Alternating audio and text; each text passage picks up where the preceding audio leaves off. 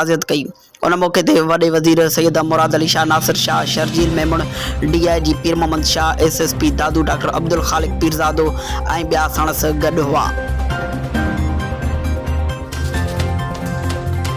ऐं दादू भरिसां ॻोठ लाल बख्श ख़ासकेली में ट्रैक्टर ट्राली तां किरी नौजवान फौत।